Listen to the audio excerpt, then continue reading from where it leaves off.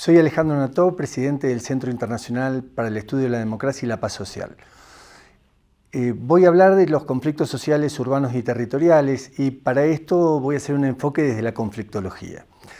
En principio, uno cuando ve un conflicto, observa un conflicto, tiene que decir desde dónde lo mira, desde dónde lo puede ver, así. Porque desde donde miramos va a ser directamente proporcional a por qué intervenimos en los conflictos, para qué intervenimos en los conflictos y cómo intervenimos en los conflictos. Lo cierto es que si uno no está lo suficientemente dotado de recursos, insumos, que le puedan dar sustento a la forma de observar el conflicto, y no va a tener ese umbral de partida necesaria como para poder tener la capacidad de asimilar qué es lo que está pasando allí, como para poder saber qué es lo que va a hacer uno. ¿Qué denotan los conflictos? Es directamente proporcional a una buena lectura de los conflictos, y esa buena lectura requiere capacitación, requiere observación y también requiere de sensibilidad frente al conflicto. En lo que respecta a lo que cada uno de nosotros podemos ver, no podemos obligar a nadie a que vea aquello que no está preparado para ver, y por eso hay que preparar a las personas, por eso hay que dotarlas de recursos como para que esas personas tengan la capacidad suficiente como para poder estar preparado para trabajar con los conflictos.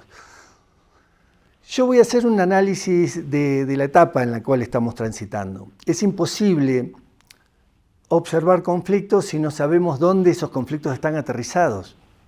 Y indudablemente esta etapa podríamos decir que está cargada de complejidad e incertidumbre.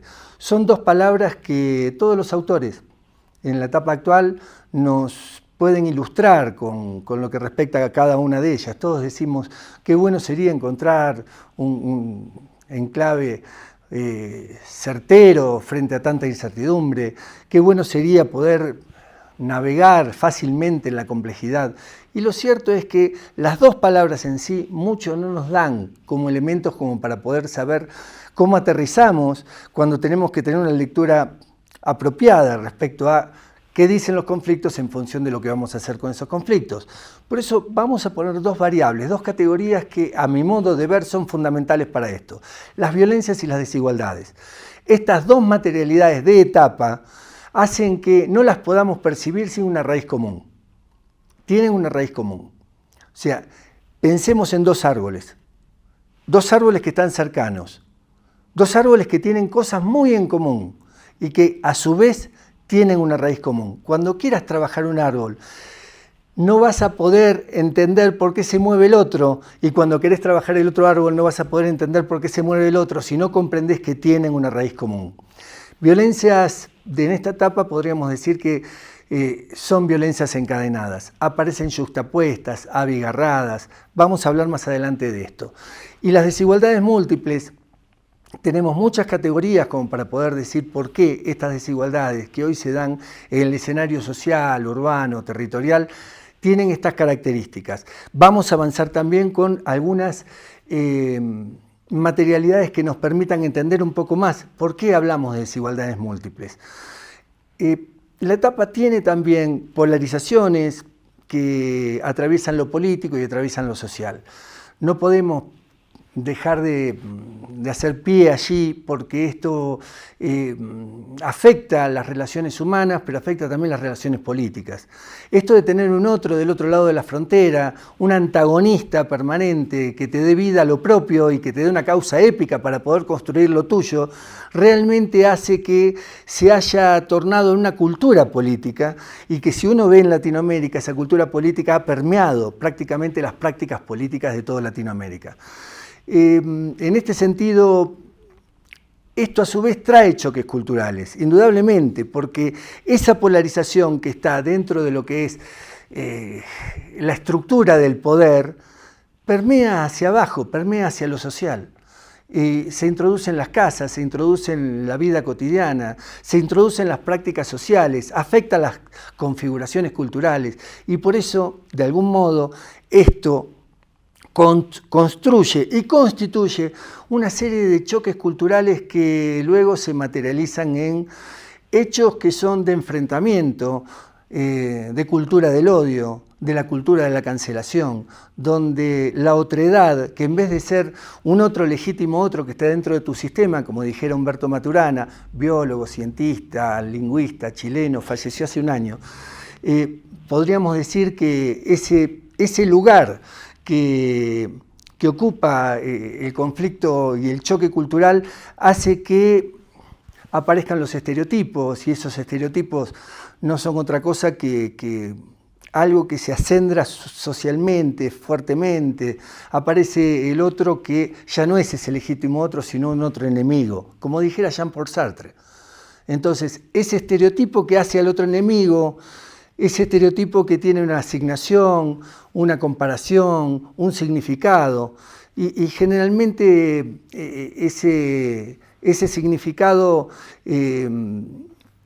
podría ser una caracterización de una persona, pero esa comparación es comparándola con una persona que verdaderamente es un otro al cual no lo quiero tener cerca, es un otro al cual lo menosprecio, es un otro al cual lo desprecio, es un otro al cual le bajo el precio, y que hace que siempre haya un otro a quien despreciar. Verdaderamente eso nos lleva a los estigmas, rótulos, sellos, marcas, que nos alejan demasiado de la alteridad. Y al alejarnos de la alteridad hace que en las prácticas sociales cotidianas los unos y los otros no seamos todos iguales. Algunos ejercen una especie de superioridad versus la inferioridad para justificar una mejor calidad de vida o para justificar un mejor lugar dentro de lo que es la estructura social. Y esto indudablemente, cuando acontece esto, acontece una discriminación. Y en esa discriminación se constituyen las fobias y los ismos. O sea, la porofobia, la xenofobia, el racismo, el antisemitismo, etc. Hay un sinnúmero de caracterizaciones hacia la otredad como si la otredad fuera una especie de porquería. Y la verdad que en vez de cuestionarnos ¿qué estamos haciendo para seguir viviendo juntos dentro de la sociedad como una pregunta clave en nombre de la convivencia? Estamos todavía en función de cómo está la estructura social, con violencias, desigualdades, polarizaciones, choques culturales, complejidades e incertidumbres, dándonos un lugar de alejamiento que hace más a la coexistencia que a la convivencia. Y esto está cruzado por la hostilidad. Indudablemente, tanto la convivencia, que es aspiracionalmente a lo que pretendemos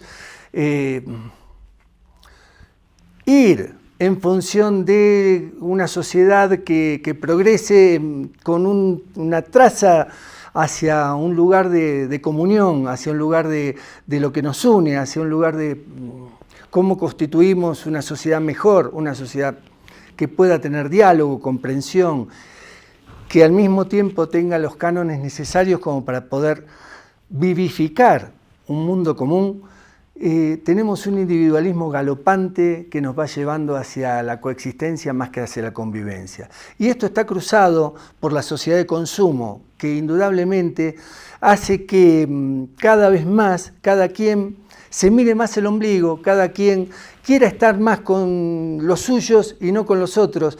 Y hay ciertos cortes que ahora sí vamos a tener que poder entender, porque no podemos concebir un sistema democrático si no lo visualizamos con las tensiones propias de la democracia. Yo siempre digo que un conflicto no es ajeno a lo que puede llegar a ser el contenido de la democracia, pero digo también que un sistema democrático que no sabe asimilar los conflictos pierde calidad y contenido. Se debería medir, incluso el Latinobarómetro debería medir las formas de asimilación de los conflictos de los estados para ver cuál es la calidad democrática de ese estado.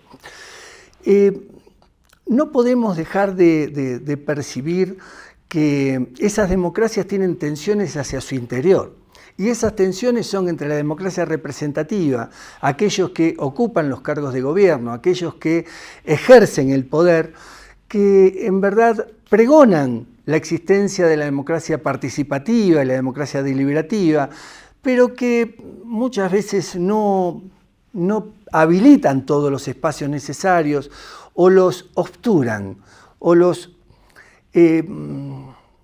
instrumentan. Y digo esto porque las audiencias públicas no son vinculantes, y digo esto porque hay mucha frustración por parte de la sociedad al participar y encontrarse que por más que participe, ese tipo de rol en la participación no ejerce una incidencia en lo que es la decisión política de la democracia representativa. Entonces esta tensión, esta primera tensión, la quiero dejar planteada porque me parece que es fundamental a los efectos de entender cómo los conflictos atraviesan ese vínculo interrelacional entre la democracia representativa y la democracia deliberativa. También esa misma democracia la voy a cruzar con otra D, que es la diversidad. ¿El otro está dentro de tu sistema, decía yo antes, o está lejos de tu sistema? Es un otro enemigo que te puede hacer daño. Algunos hasta acotan sus recorridos urbanos para no toparse con el otro, o viven en determinado tipo de lugar donde el otro está muy, muy lejano, ni siquiera se acerca al otro. Y la realidad es que hay quiebres dentro de los unos y los otros porque a veces hasta son vecinos. Y la pregunta es, ¿son vecinos? ¿Son vecinos o viven en un lugar geográficamente similar y los divide una relación que tiene que ver con las lógicas de exclusión? Y las lógicas de exclusión, a su vez, se plantean como una clave a pensar, porque la dualidad social que me da, y esta es otra D que voy a agregar, al incluido y al excluido, hace que muchas veces el incluido y el excluido vivan en un espacio geográfico común, con las tensiones y fricciones que genera esa vivencia en ese espacio geográfico común. Y yo lo planteo a veces con cierto grado de sorna, pero muestro como alguien de un edificio que vive frente a un barrio precario, cuando necesita a alguien para reparar algo de su estructura, puede llamar a alguien del barrio precario. O cuando necesita darle uno de los valores más preciados que tiene, que puede ser uno de los hijos, para que los cuiden, porque tienen que salir, va a llamar a alguien que vive en el barrio de al lado. Pero cuando me tengo que relacionar con el barrio de al lado, le levanto un muro. Un muro que nos divide a los unos y a los otros y nos pone en un lugar de confrontación, un lugar donde los muros dividen, separan, excluyen. Pero de hecho, cuando trazamos un muro, que puede ser real, pero nos tenemos que preguntar cuántos muros simbólicos hay alrededor de todos nosotros, cómo naturalizamos la exclusión social, como si fuera parte del panorama urbano, cómo naturalizamos a la alteridad como si fuera parte de una forma de molestia social. Y la verdad es que esos muros que vamos edificando, que son reales en muchas sociedades, porque de hecho nosotros estamos del otro lado de un muro en toda Latinoamérica en el cual por algo nos lo edificaron y por algo lo reivindican permanentemente como una fuente de acción de poder, de una acción política. Y esa acción de poder y acción política yo creo que lo único que es simplemente una forma de materializar sistemas de exclusión en nombre de concentración de la riqueza, en nombre de mundos distintos, en nombre de distinciones y estrategias de distinción, como dijera Pierre Bourdieu, que cada uno con sus gustos y sus hábitos hace lo que quiere, pero que los que mandan estructuran estrategias de distinción. Bueno, los muros también son estrategias de distinción, porque si bien separan, excluyen y dividen, lo que hacen también es ser selectivos en cuanto a quién sí y a quién no voy a aceptar o no aceptar, en función de mis necesidades. Por eso marcaba esto de, si te necesito te traigo, si te necesito te acepto, pero si no, ese muro te lo voy a hacer valer de un modo que sea la exclusión social cada vez más fuerte. Pero los procesos de exclusión social propician demandas que constituyen condiciones de visibilidad y negociación, que se plantean en clave de confrontación social. El que está afuera no está afuera del todo, puja por entrar en clave de conflicto. El actor social, cuando vivifica su acontecimiento, lo hace no solo para cobrar visibilidad, sino también para ser, para tener un protagonismo necesario, para que lo tengan en cuenta, para que le hagan valer sus derechos y al mismo tiempo para protagonizar un acontecimiento que le permita mover las estructuras de la inercia propia que no está dando respuestas. La búsqueda de una respuesta efectiva tiene que ver también con las lógicas de combinación, en cómo hoy estamos viviendo y conviviendo. ¿Hay lugar para la convivencia o hay más lugar para la coexistencia? Y lo digo en clave de pregunta, no tengo la respuesta. Lo pregunto porque el individualismo cada vez nos está llevando más a sistemas de confrontación permanente en nuestra vida de interacción relacional. Entonces voy a partir de un punto que me parece central para analizar conflictos. No puedo dejar de ver que así como tengo que tender puentes de integración, para quienes trabajamos los conflictos es muy importante socavar túneles de comprensión. Y esos túneles de comprensión hacen que tengamos que derribar, deconstruir algunas estructuras mentales que hacen al dogma, que impiden la duda y que al mismo tiempo reafirman un modo de anulación de la alteridad que no nos está dejando convivir como deberíamos convivir. Y esto es cultural. Por eso es tan importante hablar de la cultura y el conflicto. Por eso es tan importante hablar de lo que implica las relaciones que van desde el multiculturalismo a la interculturalidad.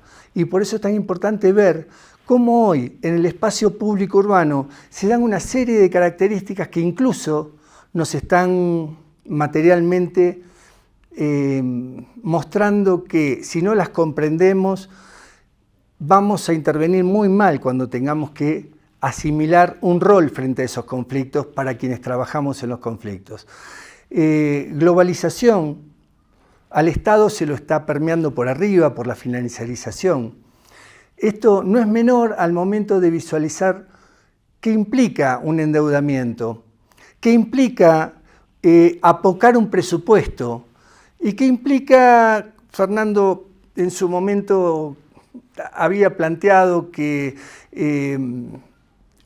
el Estado es garante de los derechos y la realidad es que no solo es garante de los derechos, sino que también tiene que cumplir con los derechos económicos, sociales y culturales de la sociedad. Pero si yo tengo derechos y los quiero hacer valer, me van a decir que los recursos del Estado son finitos. Claro, son finitos porque los presupuestos están apocados y están apocados por un sistema económico que cada vez le incapacita más las posibilidades del Estado de asumir el rol que tiene que asumir en función de la carga obligatoria que asume a nivel internacional con la realidad política, económica a nivel nacional. Y esto no es menor al momento de definir cómo se están estructurando los conflictos en lo urbano. Reterritorialización, desterritorialización, nuevas lógicas de urbanización, nuevas centralidades, desterritorializaciones que nos llevan a un lugar de localizaciones, que hacen también a la fragmentación social urbana, a la segregación, autosegregación social y espacial. Esto no es poco al momento de decir, bueno, ¿qué estamos viendo cuando vemos los conflictos en función de cómo se materializan las violencias? ¿Por qué? Y porque antes las violencias se visualizaban, y esto Johan Galtung lo decía con mucha precisión, había violencias que eran visibles, como la directa, y violencias invisibles, que son las estructurales y las culturales. Pero lo cierto es que una lectura apropiada de la etapa que estamos transitando, hay que incorporar la violencia institucional también, y que las violencias están todas interrelacionadas, y que ya no hay una que se ve y otra que no se ve. Están todas a flor de piel, son tangibles. Es más, podríamos decir que hoy en día las violencias son encadenadas, Javier Aullero es un autor que estudia los conurbanos de muchos lugares de América Latina desde una universidad de Estados Unidos. Plantea que ese encadenamiento se da porque las violencias aparecen yuxtapuestas, abigarradas, superpuestas y aparecen más de una a la vez. Más de una a la vez. Es muy raro que en la violencia por narcotráfico, por la violencia intrafamiliar, por exclusión social, por cuestiones, la misma violencia institucional, la estructural, la cultural, la sexual, la criminal, no aparezcan relacionadas unas con otras, porque hoy las violencias son densas, son de proximidad. Es más, Boaventura de Sousa Santos planteaba también que hay determinado tipo de relaciones que tiene el mundo del poder, desde lo que podría llegar a ser otro tipo de violencias, como las que impone el capitalismo, como las que impone el patriarcalismo y como las que impone también una lógica de relaciones humanas en las cuales hay desprecio al otro, a la alteridad. Hay un modo de decir que los unos y los otros no nos estamos viendo. Y hay algunos que hasta se tapan la cara para que no los vean, pero no por vergüenza, sino por exclusión, sino por no tener un lugar como espacio referencial, histórico, identitario. Y eso es lo que verdaderamente tenemos que poder incluir dentro de lo que es una mirada para poder asimilar conflictos, para poder ver conflictos. Cuando yo decía, miren, según desde donde los miremos, los conflictos va a ser directamente proporcional a cómo intervenimos. Lo que pretendo con este tipo de categorías es que tengamos un umbral de partida para poder observar los conflictos para después intervenir, para tener mecanismos de intervención que sean apropiados al contexto. Ya le hablaron de la acción sin daño. Esto de minimizar los riesgos, maximizar los recursos, y conocer mucho el contexto y promover iniciativas coherentes entre lo que está pasando en el contexto en función de lo que voy a hacer es fundamental. Yo creo que tenemos que tener todos los elementos posibles, pero tenemos que tener una mirada muy, muy diáfana en cuanto a lo que está pasando en el contexto como para saber qué miramos cuando miramos conflictos.